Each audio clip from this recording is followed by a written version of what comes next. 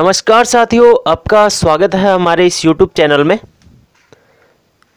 इस टॉपिक में हम पढ़ेंगे नदी जल द्वारा निर्मित स्थलाकृतियाँ। इसमें हम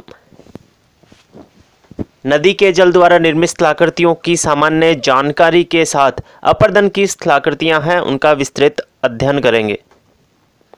फ्रेंड्स, नदियाँ भूतल पर समतल स्थापना का कार्य 3 रूपों में करती है। जैसे पहला है अपरदन, दूसरा है परिवहन, तीसरा है निक्षेपण। अपरदन, परिवहन और निक्षेपण को त्रिकल कार्य या त्रिपथ कार्य भी कहते हैं। इसमें सबसे पहला है अपरदन। फ्रेंड्स, अपरदन जो होता है वह अवसाद पर निर्भर करता है। अवसाद यानी कि नदी के अंदर स्थित जो मिट्टी के कण हैं, कचरा है, उसे अवसाद कहते हैं, उस पर निर्भर करता है। फ्रेंड्स, यदि अवसाद बहुत ज़्यादा है तो भी अपरदन कम होता है, और अवसाद बहुत कम है तो भी अपरदन कम होता है। यानी बहुत ज़्यादा मात्रा में हो जाने पर भी अपरदन कम होगा और बहुत कम मात्रा में होने पर भी अपरदन कम होगा। इसकी औसत जो मात्रा है उसमें ही, यानी बीच की जो अवस्था होती है उसमें ही अपरदन सर्वाधिक होता है। तो ध्यान रखिएगा, अपरदन जो है वह अवसाद की मात्रा अधिक होने पर और अवसाद की मात्रा कम होने पर कम होता है, और मध्य की स्थिति में अपरदन ज़्यादा होता है। इसे अपरदन का सामान्य सिद्धांत कहते हैं। ध्यान दीजिएगा फ्रेंड्स, यदि नदी की अपरदन शक्ति का गणना हम करें तो आप ध्यान रखेंगे कि यदि नदी के वेग को 4 गुना कर दिया जाए तो अपरदन शक्ति 16 गुना हो जाती है। यानी नदी का वेग 4 गुना करेंगे तो अपरदन शक्ति 16 गुना हो जाएगी। यदि नदी का वेग हम 2 गुना करेंगे तो अपरदन शक्ति 4 गुना हो जाएगी। तो अपने को ध्यान रखना है कि नदी का जो जितना भी अपन वेग है वो बढ़ाएंगे, उसका स्क्वायर है वो उसकी अपरदन शक्ति हो जाएगी। यदि अपन परिवहन शक्ति देखते हैं तो परिवहन शक्ति फ्रेंड्स क्या होती है? नदी की परिवहन शक्ति है वो नदी के वेग की छठी शक्ति का गुणांक होता है। जैसे कि अपन ऐसे समझते हैं, जैसे कि यदि अपन नदी का वेग दुगुना करेंगे तो परिवहन शक्ति 64 गुना हो जाएगी। इसे छठी शक्ति का सिद्धांत कहते हैं। यह नदी की छठी शक्ति का सिद्धांत है, वो गिलबर्ट महोदय ने दिया था। फ्रेंड्स, अपन इस टॉपिक में अपरदन के रूप पढ़ेंगे। तो नदी है वह अपरदन 4 रूपों में करती है। पहला है घोलीकरण। घोलीकरण, इसे संक्षारण भी कहते हैं। यानी फ्रेंड्स, जैसे पानी में नमक घुल जाता है वैसे ही जो तत्व पानी में घुल जाते हैं, तो यानी वो चट्टानें जो पानी में घुल जाती है और नदी के साथ हो जाती है, कटती रहती है, ऐसे अपरदन को घोलीकरण या संक्षारण कहते हैं। दूसरा होता है अपघर्षण।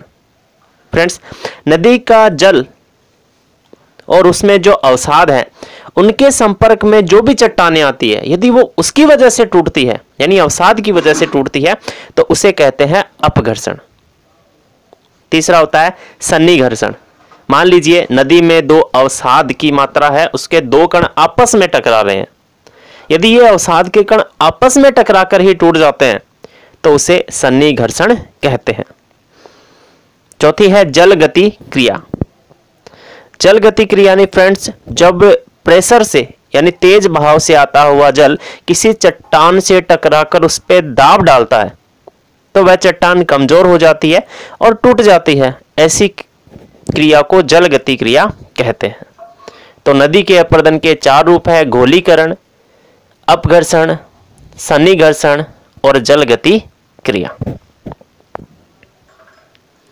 अब यह जो जल बहता है, ये जो अपरदन की क्रियाएं होती है, यह अपरदन की क्रियाएं हैं, यानी कि परिवहन कार्य है वो होता है। यह अपरदन जिस स्थान पर होता है उस अपरदित पदार्थ को जल है वो बहा ले जाता है, तो ये बहाना परिवहन कहलाता है। और जहां पर वह अवसाद या फिर तलछट जो उसने अपरदित किया है जमा देता है उसे कहते हैं निक्षेपण। तो अपन सबसे पहले इसमें अपरदन द्वारा निर्मित स्थलाकृतियां हैं वो पढ़ेंगे। उसके बाद अपन परिवहन और निक्षेपण है वो अपन अगले जो वीडियो है उसमें पढ़ेंगे। तो चलिए फ्रेंड्स अपन पढ़ते हैं नदी अपरदन द्वारा निर्मित स्थल रूप। यदि फ्रेंड्स यहाँ तक समझ में आ गया है तो इस चैनल को सब्सक्राइब करें और इस वीडियो को लाइक ज़रूर करें, और साथ ही इसके बारे में आपके जो भी दिशा निर्देश हैं जिससे अपन वीडियो और अच्छा बना सके उसके बारे में हमें बताएं। नदी अपरदन द्वारा कई स्थलाकृतियों का निर्माण करती है, जिसमें नदी घाटी, जलप्रपात, क्षिप्रिका, जलगर्तिका, अवनमित कुंड, संरचनात्मक सोपान, नदी वेदिका, नदी विसर्प, पेनीप्लेन आदि हैं। सबसे पहले है नदी घाटी। फ्रेंड्स, जब नदी बहती है तो वह अपनी तली को काटती है और किनारों से ज्यादा अपरदन वह बीच में करती है। इस प्रकार वह अपने तल को गहरा करती जाती है और अंत में वी आकार की घाटी बन जाती है। यदि इस वी आकार की घाटी की गहराई बढ़ जाए, दीवारें खड़ी ढाल वाली हो जाए और चौड़ाई की तुलना में गहराई ज्यादा हो जाती है, तो ऐसी संरचना को गोर्ज कहते हैं। यानी वी आकार की घाटी से ही गोर्ज बनता है। और यदि गोर्ज की गहराई भी बढ़ती जाती है और यह विशाल आकार ले लेता है तो इसे कैनियन कहते हैं। जैसे हमारे भारत में जो नर्मदा नदी पर भेड़ घाट यानी संगमरमर का जो गार्ज बना है, भेड़ा घाट जिसको कहते हैं, वह एक प्रकार का गार्ज ही है। विश्व का सबसे जो लंबा कैनियन है वह ग्रैंड कैनियन है जो कि कोलोराडो नदी पर है। तो इस प्रकार कई ऐसे उदाहरण हैं वो हमें देखने को मिलते हैं। दूसरा है फ्रेंड्स जल प्रपात। यदि नदियों का जल ऊंचाई से, जैसा कि आप चित्र में देख रहे हैं, ऊंचाई से खड़े ढाल के ऊपरी भाग से गिरता है तो उसे जलप्रपात कहते हैं। फ्रेंड्स, जलप्रपात का छोटा रूप, यानी यदि जलप्रपात की ऊंचाई है वह कम होती है तो उसे क्षिप्रिका कहते हैं और उसका ढाल भी कम होता है। ये जलप्रपात कई प्रकार के होते हैं फ्रेंड्स। यदि आपको जलप्रपात के बारे में विस्तृत जानकारी है वो पढ़नी है तो आप कमेंट कीजिए, मैं इसका एक अलग वीडियो बनाकर डाल दूंगा। तीसरी जो स्थलाकृति है वो है जलगर्तिका। नदियों के जल में क्या होता है, यदि कोई छोटा सा गड्ढा आ जाता है तो इसमें कोई कंकड़ फंस जाता है और वह जल के प्रवाह के साथ उस गड्ढे के अंदर घूमता रहता है। इस प्रकार लगातार घूमते हुए उसे गहरा करता रहता है। ऐसे गड्ढे को जलगर्तिका कहते हैं। और यह गड्ढा यदि बहुत बड़ा हो जाता है तो इसे ही अवनमित कुंड कहा जाता है। यानी जलगर्तिका का बड़ा रूप अवनमित कुंड होता है। चौथी स्थलाकृति है संरचनात्मक सोपान। फ्रेंड्स, यदि कहीं पर कठोर और मुलायम चट्टानें क्रमबद्ध रूप में मिलती है, यानी एक कठोर चट्टान, उसके नीचे मुलायम, फिर कठोर, फिर मुलायम, फिर कठोर, तो ऐसी चट्टानों वाले स्थान पर नदियां हैं वो अपरदन करती है, जिसकी वजह से सोपान यानी सीढ़ियों जैसी आकृति बन जाती है। इसे बोलते हैं संरचनात्मक सोपान। नेक्स्ट है नदी वेदिका। नदी की घाटी के दोनों ओर वेदिकाएं मिलती है। ऐसा जहां पर बाढ़ के मैदान होते हैं वहां पर होता है। तो यदि दोनों तरफ वेदिकाएं मिलती है यानी कि सीढ़ियां जैसी आकृति मिलती है तो उसे नदी वेदिका कहते हैं। यदि दोनों तरफ एक समान वेदिकाएं हो तो उसे कहते हैं युग्मित रूप, और दोनों तरफ यदि समान न होकर असमान वेदिकाएं हो तो उसे कहते हैं अयुग्मित नदी वेदिकाएं। नेक्स्ट है नदी विसर्प।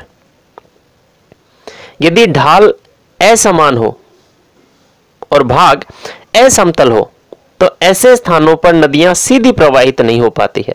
जैसे कि आप चित्र में देख रहे हैं, वह बल खाती हुई चलती है, यानी टेढ़े मेढ़े रास्ते से होकर निकलती है, और इस प्रकार वह एक सर्प के आकार में अपर्दत करते हुए घाटी बना देती है, जिसे नदी विसर्प कहते हैं।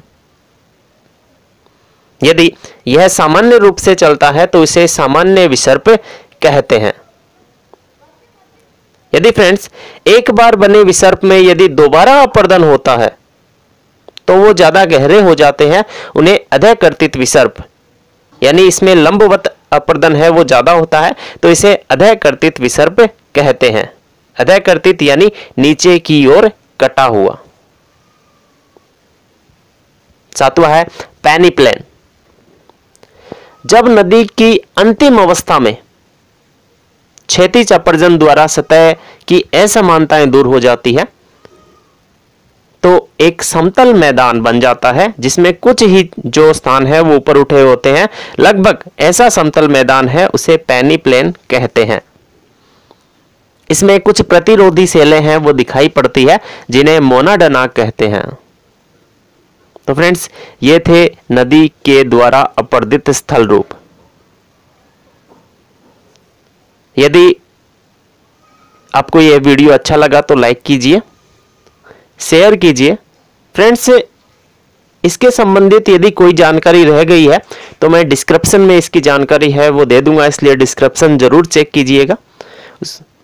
इसके अलावा यदि आपको इसके PDF नोट्स चाहिए तो उसके बारे में भी डिस्क्रिप्शन में जानकारी है वो आपको दे दी जाएगी। धन्यवाद।